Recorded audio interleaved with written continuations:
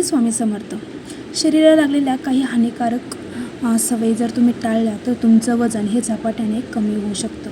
पहिली सवय, जे तळलेलं तेल आहे ते पुन्हा कधीच वापरू नका किंवा तळलेले अन्न खाऊ नका. दुसरं, गरम अन्न प्लॅस्टिकमध्ये ठेवणं आजपासूनच बंद करा. तिसरं, जेवणामध्ये जर मीठ कमी असेल तर वरून कच्चे मीठ घेणं बंद करा.